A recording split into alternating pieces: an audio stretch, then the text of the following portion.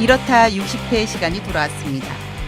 자, 지난주 잘 쉬셨나요? 네, 한 주 쉬었죠. 예, 저희가 한 주를 빼먹어서 청취자분들이 많이 기다리셨을 텐데 정말 죄송합니다. 자, 장마가 끝나고 드디어 본격적인 더위가 시작했는데요. 끝난 거 맞나요? 근데 오늘 잠깐 소나기 왔어요. 네. 그래서 청취자 여러분들 건강 특별히 유의하셔야 될 것 같아요. 네. 장마철에. 네네. 예. 자, 우리 오늘은 유프로님하고 찬희쌤 함께 하셨는데요. 예, 인사 부탁드릴게요. 예, 안녕하세요. 유프로입니다. 안녕하세요. 찬이스입니다. 네, 예. 제가 오늘 기분이 좀 네. 가라앉아가지고, 그런 것 같아요. 예, 네. 그래서 네. 정말 산뜻한 멘트도 하고 싶고 재미난 이야기도 하고 싶지만, 안 좋은 일이 있으시구나. 저 이따 끝나고 방송 끝나고 저녁 먹으면서 말씀드릴게요. 네, 네. 뭐 특별히 일이 있는 건 아니고, 네. 음. 그동안 우리 유프로님께서는 문정부의 그 공약에 대해서 차근차근 이렇게 분석을 해주셨는데 오늘 어떤 주제를 가지고 오셨는지 궁금해요. 예, 오늘은 뭐 관련이 있는데요. 네. 경제 문주화의 핵심 관제로 꼽히는 재벌 개혁에 대해서 이야기 나눠보려고 합니다. 예, 저도 관심 많습니다. 네. 요즘 특히 이재용 부회장 때문에 특히 더 관심이 많이 가는 주제인 것 같은데요. 그렇죠. 예, 예, 일단 시작하면서요. 제가 질문 하나 던져볼게요. 그 촛불 시위 과정에서도 그랬고 지난 대통령 선거 과정에서도 그렇고 그러니까 많은 국민들은 재벌 개혁의 필요성에 공감을 하고 있지 않습니까? 네, 그렇죠. 근데 왜 재벌 개혁을 원하는 거죠? 그러니까 재벌 개혁이 왜 필요하다고 생각하세요? 많을 것 같은데요. 좀 뚱딴지 같죠. 네, 너무 갑자기. 당연할 것 같은데. 근데 유프로님 질문 너무 훅 들어와가지고. 네, 뭔가 좀 깊은 질문일 것 같아. 네. 뭐 여러 가지 이유가 있죠. 특히 이번에는 박근혜 최순실 국정농단 사건이 보여주듯이 재벌들은 권력과 결탁을 해가지고 부당하게 이익을 취한다는 것이 가장 큰 이유일 것 같고요. 그리고 또 하청 관계를 악용해가지고 중소기업을 수탈하잖아요.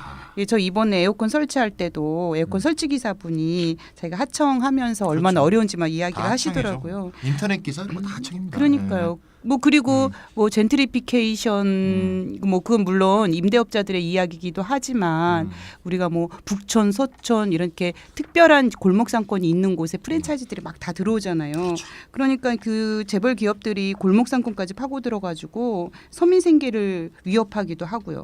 그래서 그런 재벌 일가들이 황제 경영을 하면서 부당한 방법으로 경영을 세습하고 있는 거 뭐 이런 거 등등등등등등등 예, 헤아릴 수 없지. 네. 아주 많죠. 네, 마도나님 말씀하셨듯이 이제 재벌이야말로 한국의 경제적 지배계급이라고 할까? 뭐 이런 네. 생각이 딱 드는데요. 근데 거기서 그치지가 않는 것 같아요. 갑자기 이제 말씀을 듣다 보니까 저는 갑자기 몇 년 전에 네. SBS였나 그 TV 드라마 추적자.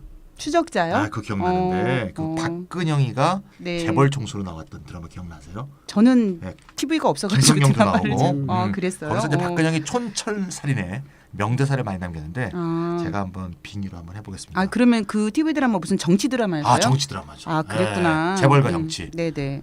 대통령이 뭐랄까 로마로 치자면 평민들이 뽑는 호민관 아이가 이 나라는 그 위에 원로원이 있고 집정관이 있고 황제가 있대. 연기 좀 되시는데요. 이게 잘 안 되네요 이거. 네. 내가 또 경상도 사투리 못했다고 욕 먹겠네 또. 근데 그때 그 황제가 자기란 얘기죠. 재벌. 그렇구나. 네. 대통령이라고 해봤자 네. 호민관에 불과하다 이거죠. 5년마다 바뀌는. 근데 세습하는 자기들이야말로 진정한 황제죠. 세습 권력. 죽지 않는 권력이요. 네. 재벌이 가끔 이제 부정을 너무 저지르다 보면 가끔 감옥에 가잖아요. 네. 그때마다 이제 경제에 끼친 공로가 커서 휠체어 몇 번 타고 뜨다 보면 이제 나오죠. 가석방되고. 식상해요 이제. 네. 뭐 유전무죄 무전유죄란 말은 이건 뭐 국어사전에 나오는 이제 식상한 말이죠. 네. 사실상 법을 초월한 그런 존재다 이런 얘기가 들고요.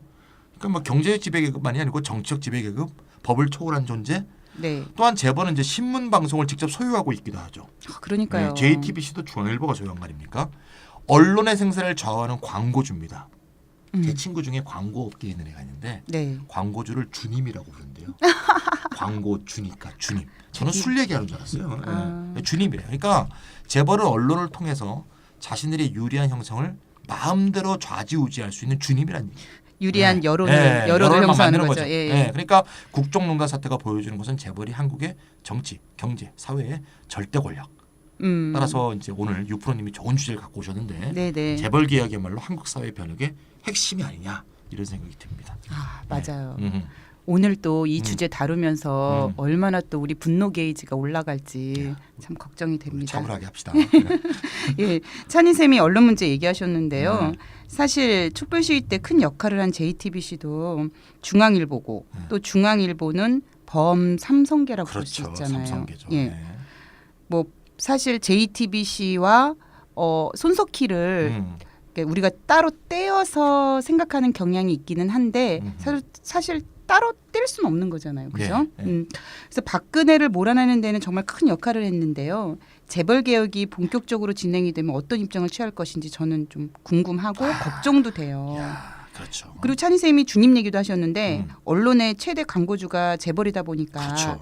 진보적인 언론으로 알려져 있는 신문들은 광고주로부터 자유로울 수 없잖아요. 네, 또 진보적인 먹고 살아야 해도 되니까. 먹고 살아야 되니까. 그럼요. 예. 수위를 조절하게 되는 경우도 있다 그래요. 예. 그럴 것 같아요. 예. 그래서 한마디로 삼성공화국이란 말이 있듯이 재벌 일가가 국가를 좌지우지하고 있는 지금 형국인데요. 유프로님 어떻게 생각하세요? 예, 저도 같은 생각인데요. 그 아까 유전 무죄, 유전 네네. 유죄라는 말 나왔는데 네네. 재벌 총수 관련해서는 3.5 법칙이 있다고 하죠. 3호 법칙? 예, 그러니까 재벌 총수는 무슨 범죄를 저지르더라도 3년 징역형에 5년 집행유예. 되게 익숙하다. 3호 법칙. 네. 예, 2009년에 이전이 지금 삼성그룹 회장님이 네. 이제 세금 포탈과 배임으로 징역 3년, 집행유예 5년을 받았거든요. 네. 예, 그런 사례는 되게 많죠. 표준적 사례군요, 이게. 예. 예. 근데 아까 제가 질문을 던진 이유는 이런 많은 문제를 일으키는 그 무한 권력의 근본 원천이 뭘까 하는 걸 여쭤보기 위해서였습니다. 뭐 저는 그 문제가 일어나는 이유를 재벌에 의한 경제력 집중이 과도하기 때문이라고 생각합니다. 그러니까 과도한 경제 집중의 문제가 이 모든 문제의 근원이다라고 생각을 그러니까 하거든요. 대기업이 어느 정도 대기업이니까 자기 포지션을 차지할 수 있는데 그거보다 너무 심하다 이거죠. 그렇죠. 예. 그런데 과도하게 재벌 일가에 집중되다 보니까 경쟁이 공정하게 이루어지지 않는다라는 경제적 차원을 넘어서 네. 찬희쌤이 지적했듯이 특정 재벌 집단이 자기 사익을 위해서 정치, 정책, 사법 여러 사회 각 분야의 의사결정에 강력한 영향력을 미친다는 거죠. 그러니까요. 유프로님 말씀은 재벌 문제는 경제 문제에 한정되지 않았다. 그렇죠. 당연하죠. 예, 다양한 영역에 영향을 미친다. 이런 얘기신 우리가 거죠. 정치적 민주주의라고 할 때 단순하게 다수결의 원칙이 잘 지켜지는 것만이 아니거든요. 사회 경제적 불평등이 만연한데 네. 다수결의 원칙만 지켜진다고 해서 민주주의라고 할 수 있느냐? 네. 네, 하는 문제가 제기될 수가 있죠. 네, 뭐 사회적 경제적 불평등이 이렇게 많다면 네. 오히려 다수결의 정치적 민주주의 형식이 오히려 요식행위. 그럴 수 실질적으로 권력을 쥔 자들이 합법적 정통성을 얻는 절차에 불과하다는 네. 냉소적 반응도 나올지 않을 수 없는 그런 상황이 아닌가 이런 생각이 듭니다. 그런 사례들이 많이 있다고 네네. 봐요. 예, 예. 지금 우리가 재벌의 경제력 집중이 과도하다는 얘기를 나누고 있는데요. 그러면 재벌이 한국 경제에서 차지하는 비중은 얼마나 되나요? 그게 어느 정도인지 좀 궁금해요. 그 재벌의 경제적 집중도를 나타내는 지표는 통상적으로 GDP 대비 재벌 자산의 총액의 비율입니다. GDP 대비 재벌 자산 총액. 그러니까 GDP가 우리 1,600조 정도 네네. 되죠. 그 대비해서 재벌의 총재산이 얼만큼 되느냐라는 얼마나 거거든요. 될까요? 그러니까 몇 분 한 30% 될래나? 모르겠네. 10%? 감이 안 좀 오네. 잘 모르겠네요. 빨리 소개해 드릴게요. 네네네. 2015년 기준으로 30대 재벌의 GDP 대비 자산 총액 비율은 90%가 넘습니다. 너무 네. 절망적이다. 90%? 이 자체로는 뭐 그 정도를 가늠하기는 힘들어요. 예. 그런데 이제 어떻게 변해 왔는가를 보면 되는데 네. 1997년에 외환위기는 사실 재벌의 위기였거든요. 그 직전에 87% 수준이었습니다. 뭐 그래도 87%면은 위기의 87%면 굉장히 많은데요. 아, 높았다라는 거죠. 네. 요 상태에서 이 위기가 상태에서 발생한 거죠. 위기가 발생했다라는 거죠. 그 상태에서 그래서 대대적으로 구조조정이 일어나서 네. 2002년에는 50% 수준으로 내려왔거든요. 그래도 반은 참 그래도 과하네요. 네. 네. 그런데 이후 지속적으로 계속 늘어서 2012년이 되면 1997년 수준을 완전히 회복해버립니다. 50% 내려왔던 게 90까지 온 거야 다시. 그렇죠. 그러니까 지난 15년간 재벌의 경제력 집중도는 빠르게 이렇게 높아졌어요. 네, 맞아요. 근데 여기서 하나 주목해야 될 것은 또 재벌이라고 다 재벌이 아니에요. 그렇죠.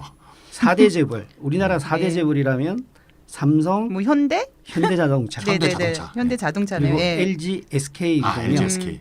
이- 현대 빼고는 다 야구팀이 있네요. 예. 이 그룹이 있고 네. 그 그룹에서 분리된 친족 그룹이 있거든요. 그렇죠. 그걸 범 4대 재벌이라고 부르는데 뭐 삼성에서 한솔이 나오기도 하고, 그죠? 뭐 예. 중앙일보 그룹이 나오기도 하고. 30대 재벌이 전체에서 차지하는 비중이 90%인데 네. 범 4대만 합쳐도 66%가 넘습니다. 아, 진짜 너무하다. 재벌도 빈 부익부네요. 그러네요. 그래서 이제는 30대 재벌을 하나로 묶어 보는 게 과연 의미가 있는지 하는 문제가 제기되기도 하죠. 그래서 지금 한국 경제는 30대 가문이 아니라 4대 가문 소속의 그룹들에 의해서 좌지우지되고 있다 해도 과언이 아니고요. 이제 그 중에서도 삼성의 집중도가 대단하죠. 그렇죠. 범 상승의 자산만 해도 GDP의 30%에 육박합니다. 아까 아, 30이라고 뭐야. 한 게 삼성이야. 아, 그러니까 제가 얘기한 삼성아. 30%는 아, 삼성 하나의 하나로. 30%예요. 야, 그렇지. 그리고 GDP 대비 자산이기 때문에 네. 네. 예, 뭐 토지, 네, 뭐 그러니까 건물, 건물 다 합친 거죠. 네. 뭐 공장, 공장, 뭐 거기까지 다 합친 걸 말하는 거죠. 어이가 없네요. 그 4대 가문이라 얼마 전만 해도 이런 표현은 뭐 다른 나라 뭐 필리핀 뭐 이런데 우리가 소위 얘기하는 뭐 후진국이라 표현되는 필리핀이 가문 정치가 굉장히 강한 나라죠. 아 네. 그래서 그런 네, 건가요? 네. 그러니까 이제 뭐 그런 데서나 있는 줄 알았는데 우리나라 또한 뭐 가문 정치 아니 가문 뭐라고 해야 되나요? 가문 어떤 가문에 속해 있는가. 네네네. 뭐 사실 가문 재벌 네. 뭐 이런 나라가 돼버렸네요. 네. 그러면 그 중에서도 범삼성이 다 지배하고 있다면 일대 가문이라고 봐도 그렇죠. 돼야 될까요? 네. 최고 가문이네요. 네. 이거는 현대가 서운하죠. 현대 그래서 재벌 문제가 경제력에 과도한 집중에서 비롯된 것이라고 하면 경제력의 집중을 어떻게 막을 것인가 혹은 또 어떻게 완화할 것인가 이게 중요한 과제일 것 같아요. 그런데 말이죠. 아니 그런데 말이죠 하니까 제가 갑자기 그것이 알고 싶다 말투를 하고 싶은 생각. 해보세요. 아니 싫어. 그런데 말이죠. 아니 아까 찬희 쌤이 연기를 해가지고 저도 갑자기 그러네요.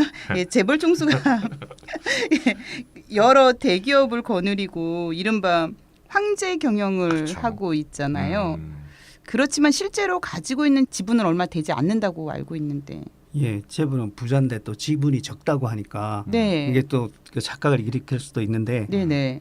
물론 그 사람들은 부자입니다. 음. 부자인데 자기의 부보다도 네. 훨씬 더 많은 기업들을 절대적으로 지배하고 있는 게 또 문제라는 것이죠. 그런데 이제 이런 적은 지분으로 큰 영향력을 행사하니까 실제 소유의 집중도보다도 더 큰 경제적 영향력을 행사하고 있는 거죠. 그게 진짜 과도한 거죠. 그렇죠. 그러게요. 자기가 뭐 5% 갖고 있으면 5%만 힘을 행사해야 되는데 네. 다 먹고 나서 그걸 다 행사하고 있으니까 말이죠. 그래서 재벌 일가가 적은 지분으로 지배주주가 되다 보니까 소유와 경영권의 괴리가 커집니다. 그러니까 지배주주와 일반 지주 사이에 이해상충이 일어나는 문제가 있습니다. 그래서 적은 지분을 가진 총수 일가는 회사 가치를 높이기보다는 자신들의 이익을 챙기기도 하고 네. 이 때문에 분산되어 있는 일반 주주가 이를 감시하고 통제하는 것이 어려워지고 있거든요. 어려운 게 지금 현실이거든요. 지금 유프로님 말씀 들으니까 예전에 1998년도인가요? 참여연대에서 소액주주 운동이 이 시작이 됐었어요. 그래서 그렇죠. 지금 현재 이제 문재인 정부에서 이제 일하실 김상조 위원장이나 장하성 교수님이나 예 그런 분들도 그 소액주주 운동을 했었는데 그 생각이 나네요. 이렇게 오랫동안 해 왔어도 지금 보니까 GDP의 자산 비율이 90% 된다고 하니까 아 우리가 진짜 재벌 개혁이 왜 이렇게 어려운가 이런 생각이 좀 들기도 하고. 지난 20년 동안 그 그룹 사나 네네. 기업들 늘어난 거 이 명단을 보면 어마어마해요. 그러니까요. 네. 아, 참. 그러니까 총수 일가가 회사 가치를 높이기보다는 자신들의 이익을 챙긴다고 하셨잖아요. 네네. 그러니까 근데 그 부분에 대해서는 좀 알 것 같기도 하고 알 듯 말 듯 할 것 같기도 한데요. 좀 구체적인 사례를 말씀을 해주시면은 네. 이해가 쉬울 것 같아요. 네, 네. 대표적인 사례를 하나 말씀드리면 네. 재벌이 가장 많이 하는 일 중에 하나인데 일감 몰아주기입니다. 아, 네, 일을 특정 회사한테만 막 주는 거죠. 그러니까 일감 몰아주기는 실제로 이제 시장 경제와 경쟁의 원리가 이제 지켜지지 않는 건데요. 네. 예를 들면 어떤 특정한 일이 있는데 그 일을 잘하는 경쟁력이 있는 다른 기업이 있단 말이야. 네네. 근데 그 기업한테 시장의 기회를 주지 않고 네네. 계열사 기업한테 일감을 몰아주는 거니까 음. 실제 경쟁력이 있는 시장 속에서의 다른 기업은 사업의 기회를 얻지 못하고 도태되는 거죠. 그러니까 결국은 네. 소비자 입장에서도 더 그렇죠. 좋은 물건을 사용할 수 있음에도 불구하고 경쟁력 있는 회사들이 다 도태되고 네네. 이렇게 재벌 중심으로 가면은 저희가 물건의 질도 좀 안 좋아질 것 그러니까 같아요. 시장 경제를 굉장히 좋아하고 네. 그거를 굉장히 무슨 신앙처럼 받드는 사람 입장에서 볼 때도 네네. 재벌은 그거에 위배되는 그런 구조라는 거예요. 그러네요. 근데 여기서 저 문제는 네. 일감 몰아주기가 단지 이런 시장 경제의 어떤 혼돈, 네. 어떤 불안정성 이런 것만 주는 게 아닌가라는 게 더 문제예요. 아 그래요? 네, 일감 몰아주기는 네네. 재벌 회사의 경영권 세습의 주요 수단이에요. 아 그렇구나. 네. 근데 계열사의 일감을 몰아주게 되면 왜 경영권 세습으로 이어지게 되는 건데? 네, 그걸 제가 이해하기 쉽게 네. 청취자 모두가 잘 이해할 수 있게 네, 한 네. 단계 한 단계 차례차례 설명을 해드릴게요. 네. 제일 먼저 1번. 1번은 일단 재벌 네. 총수가 갑자기 이거 보니까 재벌 총수 되고 싶다. 저 농담입니다. 자, 정말 황제예요, 황제. 네, 재벌 총수가 아주 조그만 돈으로 몇십억 뭐 이 정도로 일단 계열사를 하나 만들어요. 그러면 이 회사는 자본금이 적지 않습니까? 네. 그럼 작은 돈으로 지분을 키울 수 있겠죠. 네. 예를 들면 50억 자본금이면 50억만큼 예를 들면 주식을 발행했다. 네. 30억만 돼도 지분이 60%가 되잖아요. 예를 들면 네, 그러네요. 실적도 거의 없는 비상장 회사니까 주가도 굉장히 쌀 겁니다. 네. 뭐 기본적으로 주식이 상장에서 거래되는 게 아니니까. 그렇겠죠. 그다음 두 번째 단계. 그다음 회사를 성장시키기 전에 이 값싼 주식을 자녀들이 사게 하거나 또는 자녀들이 살 수 있는 권한을 줘요. 뭐 전환사채라든가 이렇게. 그러면 자녀들이 그 회사, 아까 작은 돈으로 만든 그 회사의 지분을 대부분 차지하게 되겠죠. 아, 여기 그렇구나. 2단계입니다. 네, 그래서 대주주로 만들어요. 네네. 그런 다음에 그 그룹의 주력 계열사에서 이 자녀가 대주주가 된 이 회사에 일감을 막 몰아주는 거야. 막 수백억, 수천억 막 해. 그럼 이 새로 설립한 회사가 어떻게 되겠어요? 대기업 되겠죠. 네, 실적이 엄청난 기업이 되는 거예요. 갑자기 그냥 확 그냥 이익도 엄청나게 나요. 그럼 회사가 이익이 많이 나죠? 네네. 4번 단계에 돌입하는데 회사가 이익이 많이 날 때 이 네네. 회사는 투자도 별로 안 해. 사내 유보금도 별로 안 만들어. 네. 배당을 빵빵하게 때리는 거야. 배당. 그렇구나. 대주주가 누구라고요? 대주주가 아들딸. 그 아들딸이잖아요. 아들딸이 배당금으로 수백억씩 챙기는 거야 매년. 몇 년만 해봐, 10년만 해봐, 수천억이야. 예. 요게 그러니까요. 4단계입니다. 야, 그 그다음에- 완전 누워서 떡 먹기. 누웠다. 황자. 5번 마지막 네. 5번에서 이 회사는 이제 엄청 키워졌죠? 네네. 그다음에 이제 상장을 하는 거예요. 주식 상장을 하는 그때. 거죠. 예. 그러면 주가를 처음 샀을 때 자녀들은 굉장히 싸게 샀겠죠. 네네. 뭐 5천 원, 7천 원 음. 이렇게 샀던 게 갑자기 몇십 배, 몇백 배가 되겠죠. 기업이 엄청난 기업이니까 이익이 네네. 엄청나게 나는데 그럼 자녀들은 요 주식을 싹 매각해서 네. 천문학적 액수의 돈이 생기겠죠. 와. 이제 조단위가 됩니다. 돈이. 그럼 이 조단위 돈으로 어떻게 합니까? 재벌 총수의 주력 기업 지분을 인수합니다. 아. 그러면 경영권 세습 미션 컴플리트. 야. 예. 진짜 거의 이 스텝 바이 스텝으로 그냥 쫙 가네요. 개새끼들이에요. 선생님 내가 그 네. 앞에다 개 이런 거 넣지 말라고 그랬잖아요. 죄송합니다. 진짜. 방송 죄송합니다. 예. 진짜. 아니 이게 황제지 뭡니까? 그러니까요. 대통령 생각해 보세요. 권한이 없어 이거 비교하면. 그러네. 네. 진짜. 일감 몰아주기는 사업 기회 유용이라는 말로도 표현하거든요. 사업 기회 유용. 예, 어떤 회사가 네. 이익이 될 여지가 있으면 네. 그것은 그 회사의 이익으로 써야 되는데 네네. 자기 친족의 이익을 위해서 그 사업 기회를 줘버리면 네네. 원래 기업은 손해를 보는 거지 않습니까? 그렇죠. 그런데 예. 지배주주는 거기에 지분이 그렇게 많지 않은 상태에서 지배주주기 때문에 큰 네네. 손해를 안 보거든요. 아. 그런데 다수 지분을 가지고 있는 소액주주들은 네네. 그 회사가 잘 되지 않기 때문에 네네. 손해를 보는 것이죠. 아 그렇구나.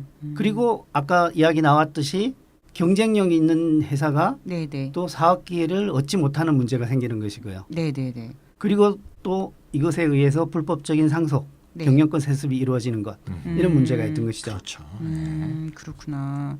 그 실제로 이런 일감 몰아주기를 통해서 경영권 세습이 이루어진 사례가 있을까요? 엄청나게 지금 많습니다. 유프로님 많죠. 유프로님 예, 말씀 많죠. 들어보면은 예, 예. 사례가 엄청 많을 것 같기는 한데 예. 뭐 일반 청취자분들도 그렇고 저도 그렇고 그런 구체적인 사례들을 잘 모르겠어요. 아시는 분들은 많이 아시고 계실 텐데. 뭐 우리나라 재벌 다 하는 짓이에요. 제가 하나 네. 예를 들어볼게요. 네. 현대 글로비스라는 그 회사가 있거든요. 현대글로비스 유명한 사례죠. 예, 아. 얘는 현대 총수인 정봉구 회장하고 네. 그 아들인 정의선 사장이죠. 예. 사장이 2001년에 총 50억 원을 출자해서 만든 작은 회사였습니다. 껌값으로 처음에 만드는 그러니까 거예요. 이 예. 현대 네. 쪽으로 봤을 때 50억은 진짜 껌값이죠. 껌이죠, 껌. 예. 네.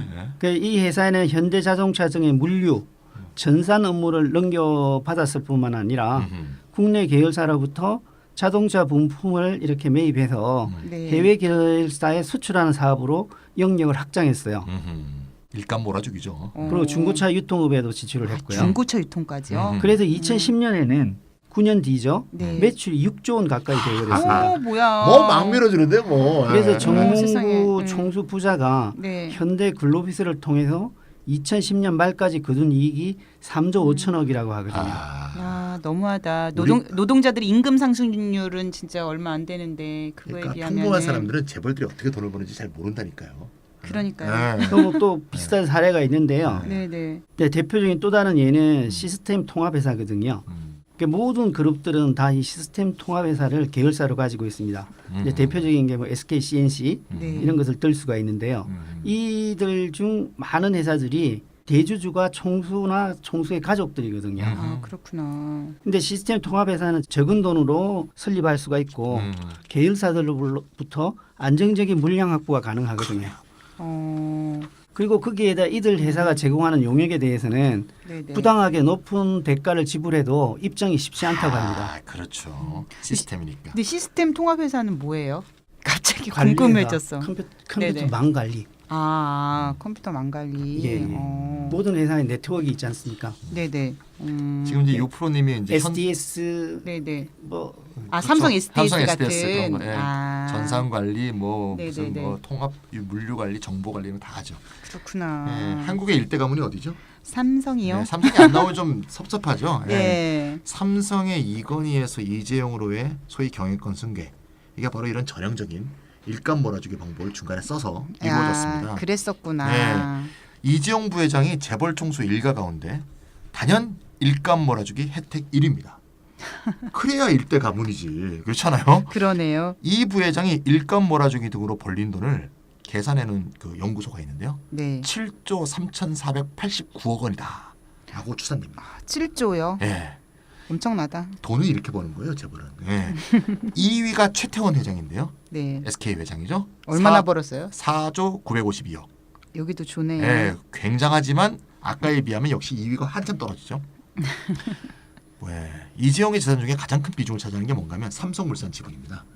지금 삼성물산 지분을 굉장히 많이 갖고 있는데 네네. 이게 어떻게 생긴 거냐. 이제 아는 분들도 많은데 네네. 청취자분들 중에 모르는 분들도 있으니까 한번 정리하고 넘어가는 게 좋을 것 같아요. 네네, 일감 벌어주기 좋아요. 관계가 있으니까. 이 부회장이 먼저 1996년에 삼성 에버랜드 전환사채 48억 어치를 샀어요. 매입했어요. 그렇구나. 48억을 쓴 거죠, 자기가. 네네네. 삼성 에버랜드 주식을 가지고 있던 삼성 계열사들이 네. 자발적으로 음. 이재용 씨한테 사라고 주당 7,700원에 한 네. 주당 네네. 이재용 부회장한테 전환사채를 쫙 판 거예요. 7,700억이요, 아니면 7,700원이요? 7,700원. 원? 그러니까 주당 7,700원에 네네. 총 48억 원 어치의 전환사채를 네네네. 삼성 계열사들이 이재용한테 판 거예요. 아 그렇구나. 음. 아니 근데 이럴 경우에는 그 다른 사람들한테 공개하지 않고 바로 그냥 이렇게 사라고 그냥 자기들끼리만 정보를 주고 비성장 받을까? 회사니까 상관없어요. 아 그랬구나. 예, 예. 그러면 전환사채는 뭐예요? 전환사채라는 말이 좀 어려운데 좀 네. 쉽게 말해서 채권을 예, 주식으로 일정 기간이 바꾸는 지나면 네네. 주식으로 바뀌는 거예요. 예. 처음에 살 때는 채권이었어. 채권은 이제 돈을 꿔준 거잖아요. 네네네. 채권이었는데 일정하게 지나면 그게 주식으로 바뀌어. 아. 그럼 결국 지분으로 바뀌는 거죠. 그렇구나. 그러면 좀 세월이 지나면 어떻게 될까요? 삼성 에버랜드의 대주주는 누가 된다? 대주주는 이재용이 되겠죠. 이재용이 되는 거죠. 전환사채 때문에. 그러니까요. 그래서 이재용은 삼성 에버랜드 주식의 25% 이상을 소유한 대주주가 됐어요. 아 이런 네. 속뜻이 있었군요. 그런데 예. 이게 아직까지는 이제 문제가 그런데 발생 안 한 거죠. 아. 근데 이게 네. 지금은 이게 지금 옛날 얘기예요. 96년. 네네. 지금은 삼성물산 지분 16.4%로 바뀌어 있어요. 아 그래요? 네, 이거를 삼성물산 주가로 환산해 보면 네. 4조 원이 넘거든요. 그러니까 아까 96년에 일이 벌어졌잖아요. 처음에 에버랜드가. 네네네. 그리고 20년이 흘렀으니까 네. 20년 만에 얘는 4조 이상을 번 거예요. 아 정말 엄청나네요. 그러니까 48억 원이 4조 원이 넘는 돈으로 바뀌었다는 예, 뜻이잖아요. 재벌은 이렇게 돈을 버는 거예요. 아, 예. 그러면 아까 정리해 주신 그 스텝 바이 스텝으로 이렇게 그렇죠. 간 건가요? 바로 그 방법을 쓴 거죠. 그럼 아까 우리가 1, 2, 3, 4, 5 한 대로 네네네. 이재용이 어떻게 했는가 한번 봅시다. 네네. 이 부회장이 일단 삼성 에버랜드 최대 주주가 됐잖아요. 네. 그 다음 뭐 해야 돼요? 최대 주주 되면? 최대 주주 되면은 그다음 몰아주기 그렇죠. 해야죠. 몰아줘야 되죠. 예. 그다음 삼성 에버랜드는 삼성그룹 계열사들의 건물 관리, 단체, 네네네네. 급식 네네. 뭐 이런 거로 매출을 올리면서 급속도로 성장했어요. 네네네. 일감 몰아주기 막 해주는 거죠. 네네. 자, 삼성 에버랜드가 97년부터 2011년까지 15년 동안 평균 43%의 내부 거래야. 이 내부 거래라는 건 삼성그룹 안에 회사하고 거래를 한 게 자기들 총거래의 43%라는 얘기야. 그 사이에 매출은 5배, 영업이익은 7배 올라갔습니다. 엄청나다. 자, 그러면 여기서 끝내지 않아요. 삼성은. 그거 갖고는 물산을 다 먹기가 힘든 거야. 그래서 하나 더 만들어. 네. 뭐가 있었냐면 삼성 SDS라는 기업이 원래 있었어요. 네네. 그래서 삼성 SDS에 1999년인데 네. 이지용이 삼성 SDS의 신주 인수권부 사채. 이것도 어렵다. 예, 요거를 620억을 사용해서 네네. 주당 7,150원에 샀어요. 거의 뭐 7천 원대로 그냥 사네요. 예, 7,000원대로 대충 합니다. 얘네들은. 그러면 신주 인수 권부 사채가 뭐예요? 예, 뭐 어려운 얘기인데 쉽게 말해서 네. 채권을 샀잖아요. 일단 네. 샀다가 나중에 야 신주 발행해, 야 주식을 더 발행해 아. 이렇게 요구할 수 있는 권한이 거기가 붙어 있는 거예요. 뭐 쉽게 아. 말해서 다 주식으로 바뀌는 거야. 예, 주식을 매입을 더 할 수 있는 예, 이런 식의 권리가 붙어 있는 채권인 거예요. 어쨌건 지분을 높이기 위한 수단이다 이렇게 기억하시면 돼요. 그러네요. 그러면 이제 이재용이 뭐가 됐을까요? 뭐 대주주 됐겠죠. 네, SDS 대주주가 됩니다. 네. 돈은 좀 아까보다 많이 썼어요. 600억 네, 원에 네. 썼으니까 뭐 해야 돼요, 그다음? 대주주 된 다음에는 어떻게 해야 되지? 일감 몰아줘야죠. 일감 또 맞다. 일감 몰아줘요. 아까 첫 번째 단계에서 일감 몰아줬는데 지금 또 단계를 다시 일감 남겨가세요. 네, 몰아줘야죠. 이게 따라가니까. 네네. 2014년에 네. 삼성 SDS의 삼성그룹 내부 거래 비중이 네네. 83.22%예요. 아까 6%가 너무하다. 얘기했죠. 네네. SDS 이런 기업은 아주 높이가 쉽다고요. 어마어마하죠. 어마어마하네요. 그럼 이렇게 회사를 키워놓으면 그다음 뭐 합니까? 회사 키워놓으면 또 이제 주식으로 또 상장을 하는. 상장을 했죠. 상장해야지. 그래서 네. 2014년에 상장합니다. 아. 딱 상장을 했는데 네네네. 그 상장했을 때의 시초가가 뭔가 하면 아까 예. 장에 올라가고서 네네네. 최초로 매매 거래가 이루어지는 가격을 말해요. 그러니까 처음에 산 금액이 아니고 네, 처음에 이제 공모주 할 때 이제 나오는 네네네네. 금액인데 그게 네네. 이제 주식에 올라가게 되면 네네네. 거래가 이루어지면서 처음 거래가 이루어져요. 네네. 이제 이게 시장 거래죠. 첫 번. 번 시장 거래가 얼마로 이루어졌냐면 38만 원이었어요. 와, 한 7천 원에 샀었잖아요. 7천 원에 산 게 네. 38만 원짜리 주식이 된 거죠. 야, 이거를 만드는데 정말. 중간에 뭐가 들어갔다? 일감 몰아주기. 몰아주기가 들어가요. 이게 있어서 확 띄우는 거예요. 예. 그 다음 얘기는 이제 많이 아시는데 이제 정리를 네네네. 하면 그래서 이제 삼성 에버랜드 이제 키웠던 이제 이거를 이제 제일모직하고 합병해서 네네. 사명을 제일모직으로 바꾸고 네네. 얘도 2014년에 상장을 합니다. 네네네. 시초가가 얼마였냐? 10만 6천 원. 역시 7천 원짜리가 네. 18년 만에 수십 배 뻥튀기 된 거죠. 음. 그래서 삼성 에버랜드가 이제 제일모직 이름으로 상장하자마자 네. 삼남매죠. 이재용, 이부진, 이서연 이 삼형제의 제일모직 주식시가가 5조 5천억 원으로 뻥튀기 된 거예요.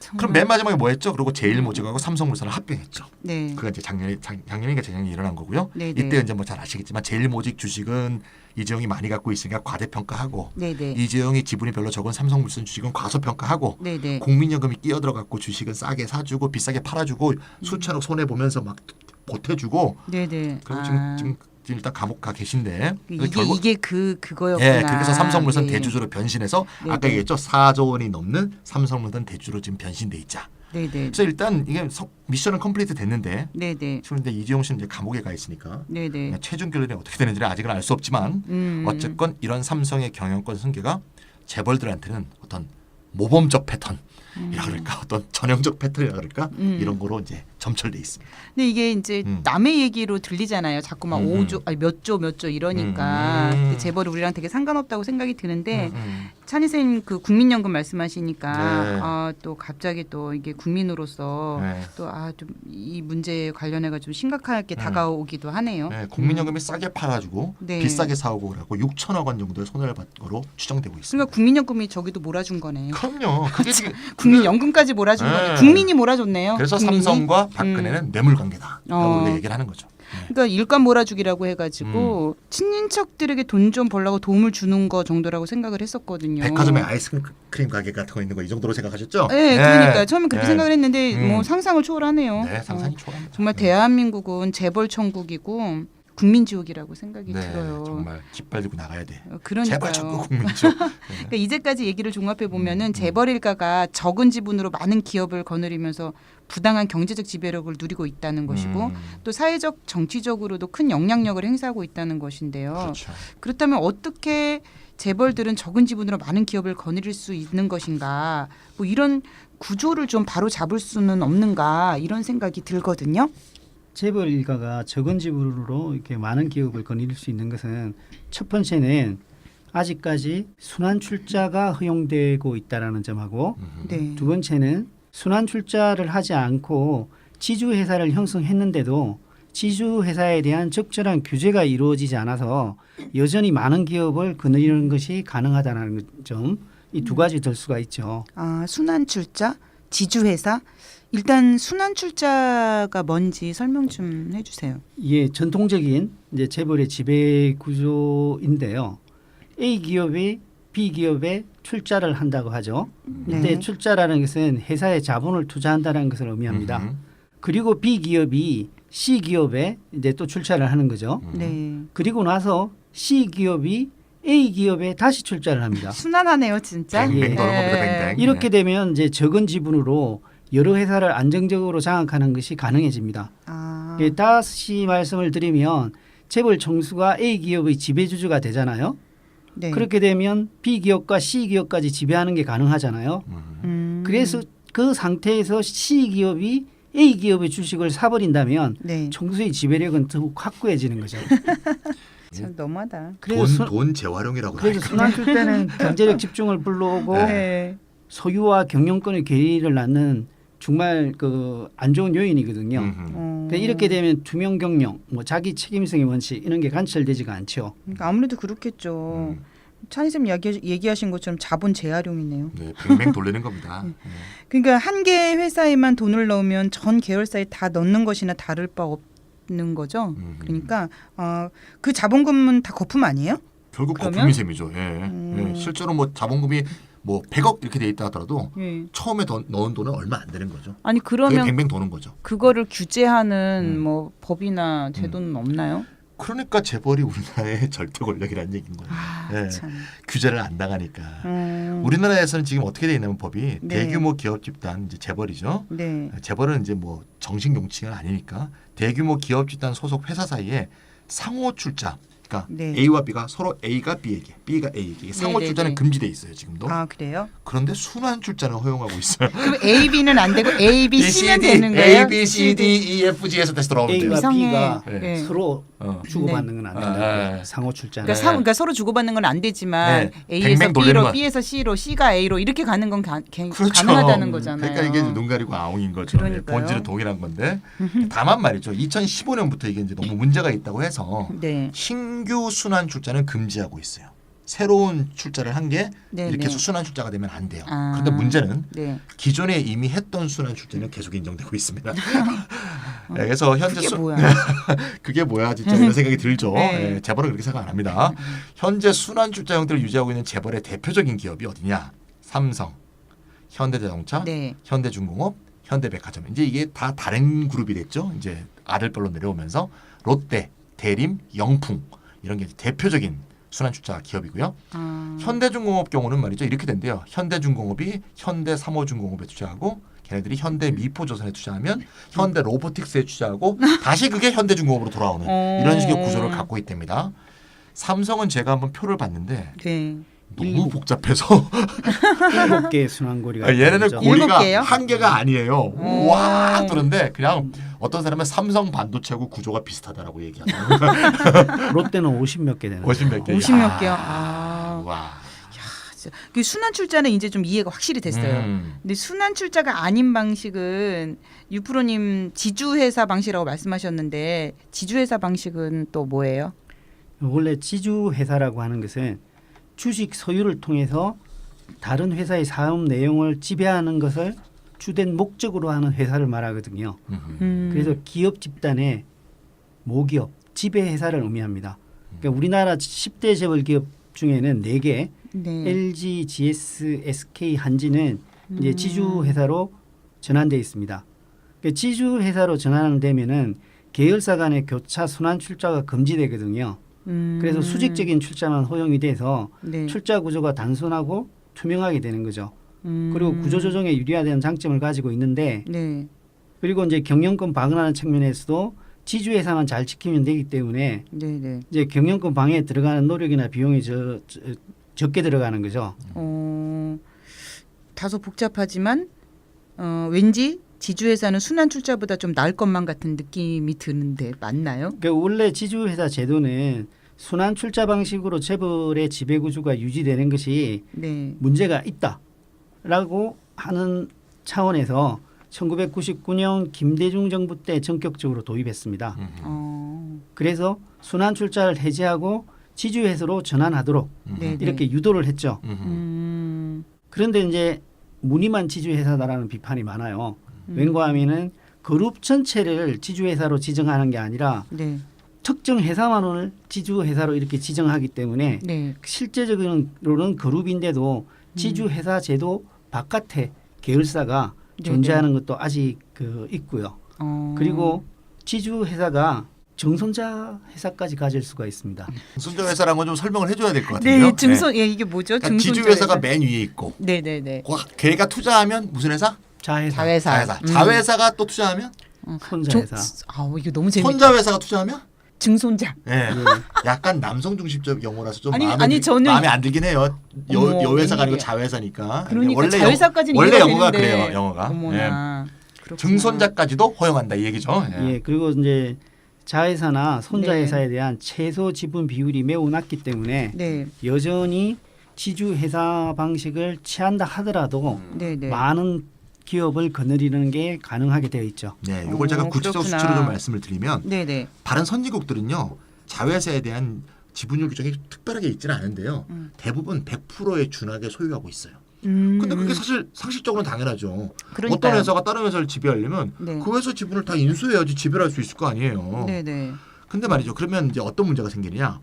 자회사 지배를 하려면 그 회사의 지분을 많이 소유해야 되니까 네, 네. 돈이 많이 들죠. 그렇겠죠. 그러면 지주회사가 많은 자회사를 거느릴 만한 돈을 모으기는 쉽지 않잖아요. 네. 그러면 이제 자기 휘하에 뭐 80개, 100개 되는 그런 기업 그룹을 지주회사 밑에 두는 거 이렇게 불가능해지죠. 네, 네, 네. 그렇겠죠, 아무래도. 네, 이런 거는 매우 재벌들이 싫어하겠죠. 그래서 예, 싫어하겠죠. 그래서 우리나라는 네. 아주 조그만 소유에도 지주회사가 다른 회사를 지배할 수 있도록 법을 해놨어요.